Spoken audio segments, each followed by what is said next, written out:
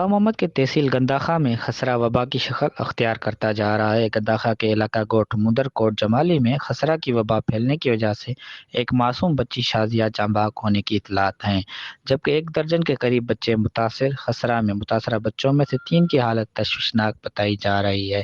تحصیل گنداخا میں صحت کی سہولیات نہ ہونے کے سبب خسرہ کی وبا تیزی سے پھیل رہی ہے۔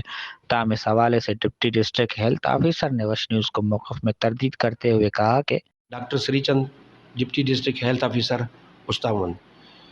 جیسا کہ سوشل میڈیا پر کل سے چل رہا ہے کہ ایک بچے کی وفات ہو گئی ہے خسرہ کی وجہ سے تحصیل گنداخا میں۔ جس بچے کی وفات ہو گئی ہے، جو بچہ مر گیا ہے، تو اس کی خسرے کی وجہ سے اس کی وجہ خسرہ نہیں ہے، اس کو کوئی اور بیماری لاحق تھی، لہذا ایسا کوئی رپورٹ ہمیں گورنمنٹ کی طرف سے ہمیں رپورٹ نہیں ہوا ہے یہ بچہ کہ اس کو خسرہ تھا۔ اور ابھی جہاں پر یہ رپورٹ ہوئے ہیں کیس، تو وہاں پر ہماری ٹیم گئی ہوئی ہے اور وہاں پر ایکٹیویٹی چل رہی ہے، اور اس سے پہلے بھی تقریباً 15 تاریخ کو یہ رپورٹ ہم نے کیے ہیں، بچوں کو خسرہ کی ویکسین لگائی ہے۔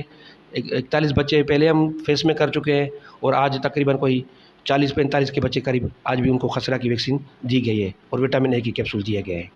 تحصیل گنداخا کی عوام نے حکومت سے اپیل کی ہے کہ تحصیل گنداخا میں صحت کی تمام بنیادی سہولیات فراہم کر کے خسرہ سے بچاؤ کے ٹیکے لگا کر خسرہ کی وبا کو روکا جائے۔